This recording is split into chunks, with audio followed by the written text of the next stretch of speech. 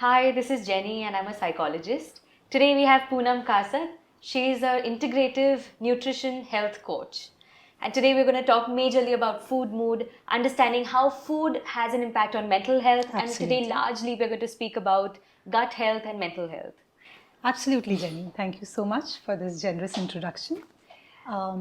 So, shall we begin diving into this deep ocean of gut health and mental health? It's huge, and I can go on and on talking about it. Yeah, I'm sure. So, since we've been spending a lot of our time throughout our day with food, thinking about it, eating, so around I think 2 to 3 hours of our day just goes about either making food, eating about it, talking about it, thinking about it, and it's essential how it's essential for us to understand our relationship with the food and all aspects of health, talking about physical health and mental health. And I think we don't realize food being a part of mental health, we only look at it as a physical aspect.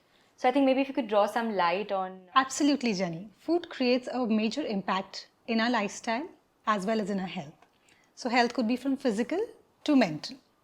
Let me just get into this gut-brain axis. You must have heard the term second brain. We usually call gut our second brain. But why? Have you heard about this gut feeling?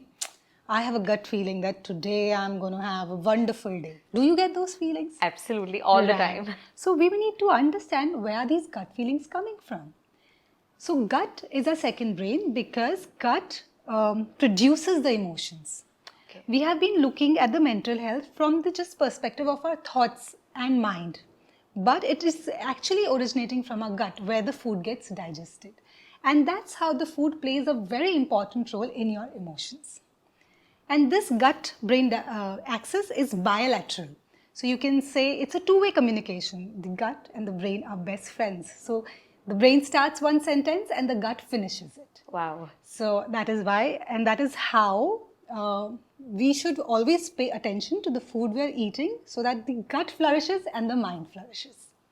I hope you would like to know more about... Of course, this is so interesting. I've never thought of it like that, So 80% of the communication begins from the gut and it is transferred to the brain. And 20% of the communication flows from the brain to the gut. Oh. So now you can understand how gut is so important in our mental health. Wow. So I would like to describe a little more about gut over here. So gut is a microbiome of 100 trillion bacteria. So there are good bacteria and there are bad bacteria. Now, when the proportion of the bad bacteria goes bigger in the terms of good bacteria, gut dysbiosis occur. Okay. Where the gut goes in imbalance, which leads to inflammation, which in turn leads to increase in the cortisol levels, which leads to anxiety, depression, mood disorders, negative feelings, anger, unable to take the stress. These are in the mental form. And in the physical form, you have diabetes, autoimmune diseases, you have heart diseases. So that's how the gut reflects on your body, on the mental level as well as on the physical level. Wow. So yeah, that's how you can communicate through the gut to the brain and the brain to the gut. So if you have negative emotions, your gut goes in dysbiosis, and if your gut is in dysbiosis, you have negative emotions. So it is a cycle which keeps going on and on and on. Right, this is so interesting. I had no idea about how food can affect in that sense, right? Yes. So I have felt that a lot of times, when I would have a lot of sweet, I would have sugar rush, and then I would feel lethargic. I would feel, sometimes I also feel overtly excited, but it would majorly differ from what kind of sweet I'm having again.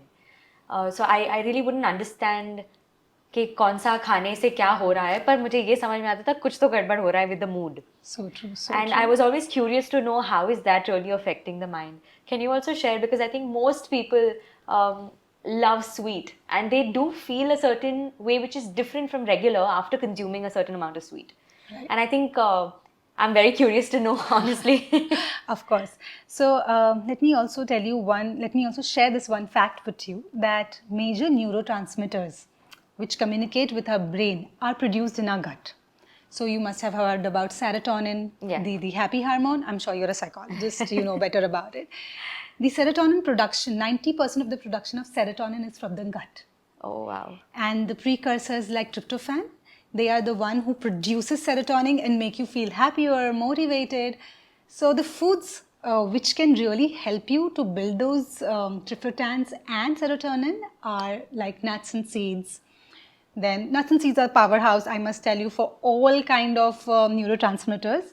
Then you have these whole greens, whole grains, and then leafy vegetables, shiitake mushrooms. They are very rich in B6, and B6 is very essential for the production of serotonin.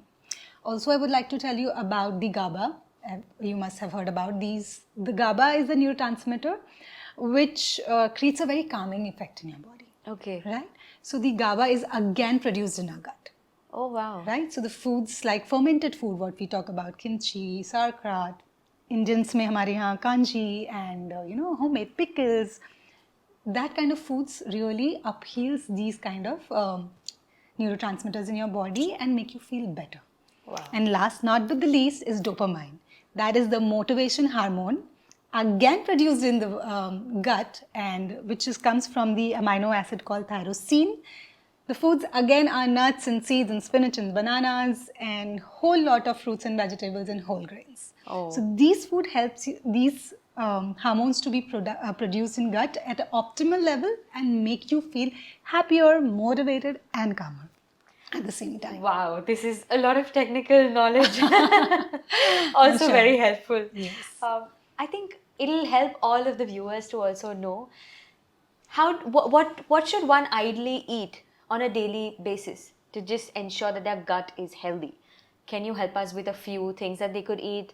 And that doesn't have a lot of effort. Like this is as such when you Of said about course, nuts. which is sustainable. Yeah, which is sustainable, right? Because I think these days when you give a lot of diets, it becomes very difficult for one to keep doing because they have so much else to look after, the work, the family and all of that.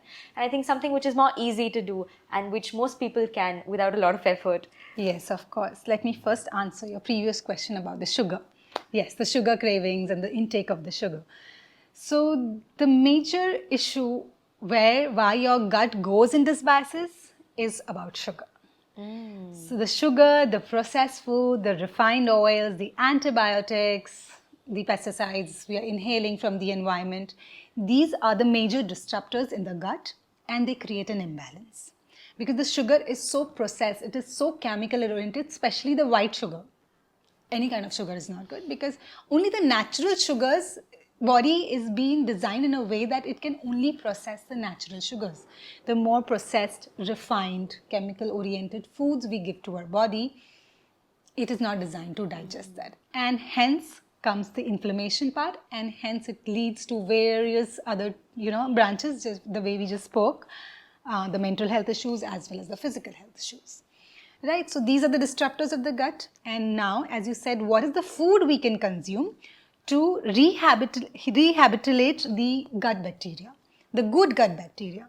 So namely, I will give you 5. In fact, there are many, but yes, as she said, the sustainable choices. So we'll begin with the fermented foods. Now, as I told you, the body, there are 2 types of bacteria, good and bad. So there is a term called probiotics. I'm sure you must have heard about it. So probiotic means live bacteria. A good live bacteria. So once your gut goes in dysbiosis, you feed yourself with good bacteria. You ingest the live bacteria in your system, right? That can come from kefir, kombucha, sauerkraut, pickles, apple cider vinegar with mother culture, which has live mother culture. Then you have yogurts, but I would prefer the homemade ones because the culture is live, the bacteria is live in that. After you ingest such foods, you need to feed these live bacteria with prebiotics. So prebiotic is the food for these live bacteria which we have just ingested. So these could be the prebiotics now can be onions, garlic, leek, asparagus, chickpeas, आप hummus बना के खा सकते हैं, which is like the trend. But apart from the trend, it is very, very healthy for your gut. Okay. Then again, apple cider vinegar, it acts as a prebiotic as well as probiotic. Okay. Correct? So these 2 foods are very essential to re-establish your gut. Apart from these, then there are many things like including the good fats. Good fat comes to ghee.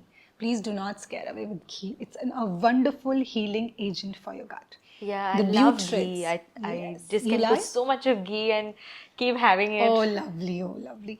And always, whenever you include ghee, start your day with a fat first because it Oh, helps in insulin resistance. It builds the lining of your gut and ultimately a good mental health. And my pro tip here would be just add a pinch of turmeric and a pinch of pepper to this ghee. okay. So the turmeric has an anti-inflammatory effect, as we all know, and when we add that little black pepper to it, the potency of the turmeric just grows many folds. Yeah. Wow. And consume it with your ghee. You are ready to go. Oh, Take the wow. world. I'm Yeah. excited. I'm going to try this now tomorrow. Yes. So, yeah, good fats. And then we have omegas, omega 6 and omega 3. Now, there's a huge relation between these things. The way we have been consuming our foods outside, restaurant, refined oils, processed food, sugar. So, the balance of omega 6 have gone quite high to the presence of omega 3. Now, that is why the omegas have come so much into the picture. Right. You know, traditionally, we never used to have so much of processed food. It was homegrown. We were sure of what we're eating. The soil quality was good. Right. Everything is gone for toss right now. So, that is why we need to increase the intake of omega 3 Okay. in that case. Now, the sources, there are supplements definitely available, but you have to be very cautious with supplements. You need to always take some advice from your practitioners before taking the supplements. But there are home foods which can help you to get these nutrients. So, omegas are like flax seeds, chia seeds. Then you can have your sabza seeds, our own Indian sabza seeds. Yeah. And then you have walnuts and seaweeds, sea algae, because people who are vegetarian, for them the sources get very limited. Right. So I think having these on regular basis in the right quantity will help you to up your omegas and thereby creating a balance between the two and creating a good gut environment at the same time with your health environment. Wow. Yes. So my mother kept telling me last week that I should have dahi with alsi ke seeds. Okay. And she says that probably produces omega and that's good for hair. Yes, of course. So that's a good combination Yeah. because, as you said, alsi flaxseed has that omegas and Right. curd is again a probiotic. Probiotic, So you're giving a yeah. good combination to Yeah. your gut. You know the right So I way should thank my of mom flourishing your gut. Yeah, yeah. Right. Yes. I think And we'd all also want to know what do you follow as a diet? Since you have amazing skin and amazing hair, oh, thank we you so would much. totally be so interested to know. Right. So my routine is very, very basic. I am not into very fancy eating. I do eat out. I love going to restaurants, but I know how much I have to do that. It's not on a daily basis, maybe a fortnightly. I'm just treating myself well because I know how to balance. Fair. So I begin my day with good fats, followed with my smoothies, maybe fruits with some nut butters and nuts, followed with a breakfast because I can afford to have a good amount of breakfast. I always make sure I have a heavier breakfast, which is again protein rich. So the list of the things for the gut is on and on. As I told you, Right. omegas, then we have our polyphenols. Polyphenols are basically antioxidants. They're found in the green leafy vegetables, colored fruits and foods like red and yellow bell peppers. Then you have spinach. Then you have grapes. So having such kind of foods again helps you to have a good skin and hair because they reduces the oxidative stress in your body and make you look prettier. So I make sure that I have my green juices. I have basic khana, apna Indian khana, two vegetables, dal, roti.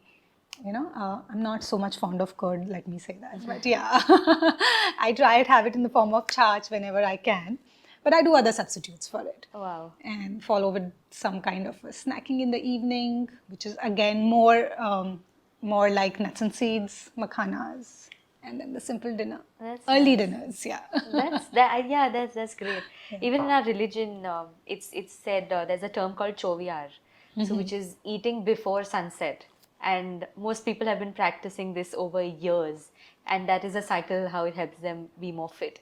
I've seen my parents doing this since I think 15, 16 odd years now, and they're so fit.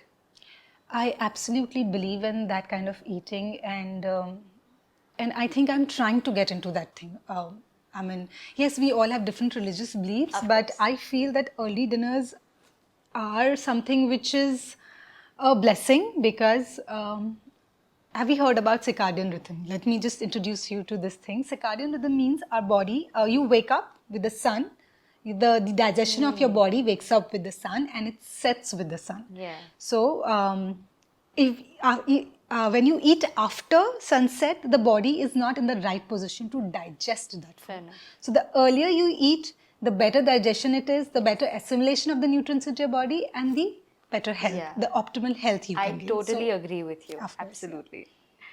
Most people we know today are going through stress, a lot of stress which is not very healthy.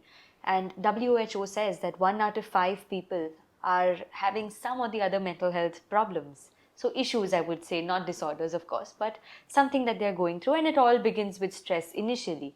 Can you please recommend a few foods that one can have to feel a little lighter? Of course, the stress can't go away, that's for sure, Right. but something that can ease out and help them feel better. Right, Mood of elevator, course. maybe. So, yeah, we've been talking a lot on foods. I've been telling you the polyphenols, fermented, probiotics, prebiotics, omegas. But there are certain from these categories only. There are few foods which I can just quickly name, and people can just start using them to feel better, to calm themselves down, to bring down the anxiety levels. The dark chocolate. It just upbeats your mood. The dark chocolate has to be 70% cacao. Wow. Below that is not really a dark chocolate and it might not create that kind of health benefits. Then the next is chamomile tea or any kind of a green herbal tea. These, as I told you, polyphenols, the color green, it just stimulates your vagus nerve and you just keep you in that calmer condition. So green teas.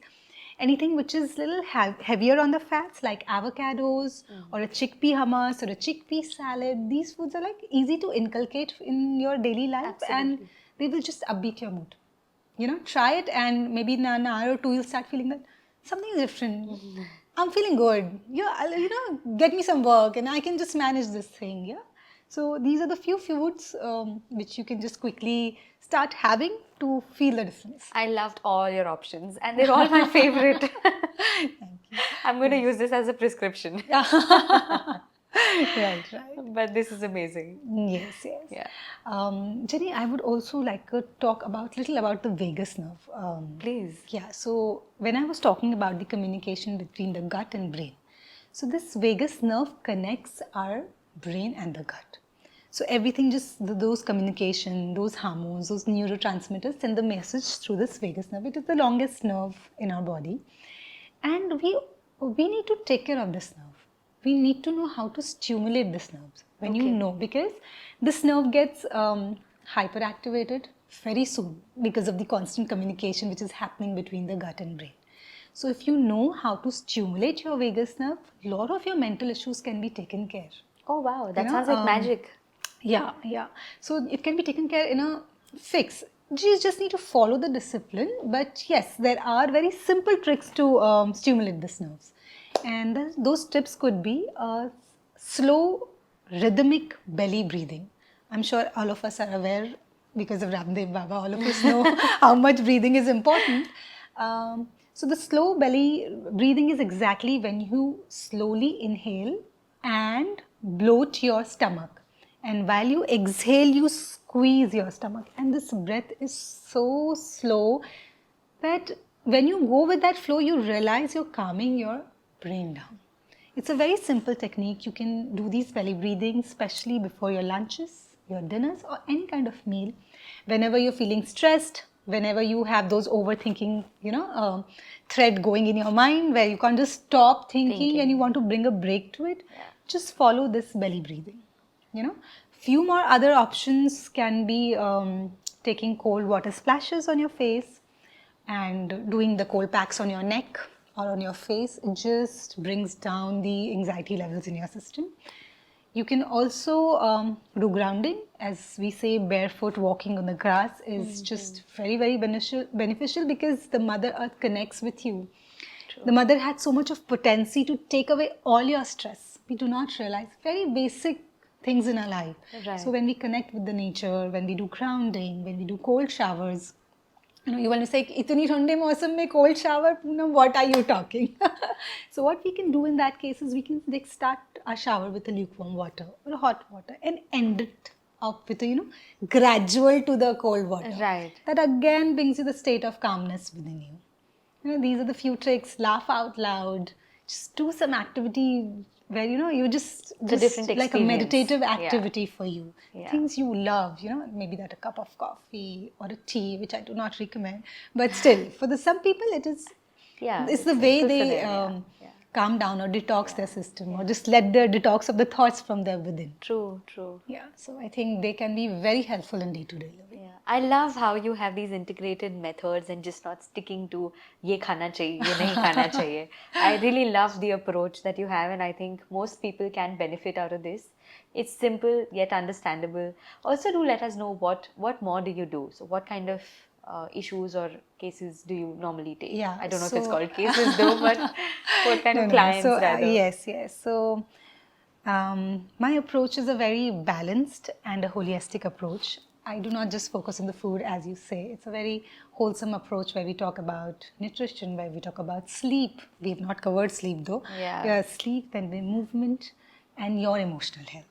So when Right. all four pillars, all four categories are working at the optimal levels, you're going to have a very vibrant life. You'll be vibing at a different frequency altogether. True, true. So I take care of people suffering from diabetes, PCO, lifestyle disorders like diabetes. And yes, a lot of my clients come for weight loss and good skin and great hair. So definitely, I think I'm today's there to help. priorities are very different. Yes. It's all about aesthetics. Of course, and I can say everything starts from the gut. True. It's from the tiniest acne to the biggest cancer to True. your little frizziness in your everything is orienting from gut. Yeah. True. So I can Wow. say, yeah. So today, most of my friends and family I hear have a complaint of PCOS or PCOD. Right. And I think we've all been hearing this out loud, and I think in the last 5-7 years, it's gone too viral. I think most people have this issue, and you hear talks about this, and 100 people with a different view, and everyone's just trying to say ye khao, ye mat khao, and it becomes very confusing. Can you help us really understand how this exactly works and what is it that we're doing wrong? The most point blank answer, Right. So to begin with, as you said, it has been in a talk in last 5-7 years or more, and a major concern about PCS. What bothers me is not only the food and lifestyle, but the way you handle your stress. Yeah, that's true. And being at this clinic, and I'm sure you can help your patients at the mental level to bring down their PCOS. Yeah. But yes, it's quite a lifestyle disorder. Yes, as we of know. course. It's people with PCOS, endometritis, hypothyroidism, type 2 diabetes. They all go through a similar pattern where you come to know that it is stemming out from the stress they are taking in their life. Absolutely. The way they are not able to speak their emotions. So it's a turmoil inside where physically it manifests into these kind of diseases. True. So PCOS basically, as all of us know, we try and avoid the gluten, the dairy, because it's heavier to digest. The purity levels of the gluten as well as dairy is being compromised, and all of us know that there are so many hormone injected stuff. So I had PCOS myself, and I had visited my dietitian about 3-4 years ago, Right. and she told me about not consuming dairy. Right. And I stopped that. In the next 2 months, my periods were regular. Oh, that's wonderful. So because that worked amazing. Maybe if you can also share about what is the logic behind it. You're right. And why do people prefer not to have dairy because of... Right. And how veganism in today's culture is picking, and how is it good or if it isn't. Your views on them. Right, of course. So dairy have been as a talked subject, a controversial subject. But I feel the dairy has not remained what it used to be. This sector has become very commercial because of the increasing demand, and our cows are being injected with extra hormones so that they can give us extra milk. So the purity of the milk is not what it used to be, what our ancestor used to consume. And the way they used to consume is also very important. So they used to consume directly, वो अपनी गाय से दूध पीते थे. Then they used to toil in the farmlands. They used to work that hard. Are we doing any of these things? Our milk is coming through, lot of mediators in between, or they're coming from factories. We do not know how it has been. Are these cows being force fed? Are they being injected? How the milk has come out from them? You know, a lot of their machinery milk which is coming. Do you think that's worth in your system? Yeah, that's not worth to Yeah, consume it and at I all. think we are only the mammals who drink milk after we grow up. I don't think our body needs milk. The calcium part can be taken care with so many foods available on this earth. The nature has given us abundant options. So please do not drink milk for the calcium purpose. It actually leaches the calcium from your body, then giving you the calcium because of the commercialized aspect of it. And that is the reason the dairy increases the hormones inside. You know, the double up the hormones needed. We do not need those hormones, and we are injecting extra hormones in our body. So body needs to work harder to remove those hormones from your body. The toxicity is created, and then comes the various diseases from your system. So that is why we cut the dairy. And for the gluten, the same applies because there's so many hybrid varieties. The soil quality has deteriorated. Yes, the soil quality is deteriorated for all the other grains, but gluten is always difficult to digest. Yeah, You know, the soil quality composition. I have Yeah. heard of. So they say that today you have 8 oranges versus back in the time 1 orange. So the Yes. nutrients of 8 oranges is as equal as 1 orange. And technically, even if we eat 8 oranges to get that 1 orange ka nutrition, it doesn't make sense because you're adding a lot of other things which are not required for the body. So true. So it's all such a mishap, understanding how and what should you really eat. And it's so confusing because everything today has chemicals, nothing is organic, how they term it. And it's so difficult to protect yourself or the system Yes. when everything can just turn into cancer, everything can just turn into something which is not good for the body. And lifestyles have changed so much that even if we want to make a Thai curry, you're going to have to like buy the paste from outside. Right. So end में आप घर का भी खाना बना रहे हो पर पेस्ट बाहर का है तो खत्म हो गया. Very true. So see, there is no escaping from this. The environment is getting polluted. The soil is deteriorating. We are doing our efforts. I think if each of us do that effort to take care or be a part of this initiative to take care of our environment and our soil, things might be better in the future. But as of now, yes, you have to live within it. Living within it, but making the right choices. True. You know, Absolutely. so you can go to the farms or the markets where you know the authenticity of the product you're buying. Correct. So when I'm talking about say mangoes, oranges, lemongrass, there are seasonal producers and there are local producers.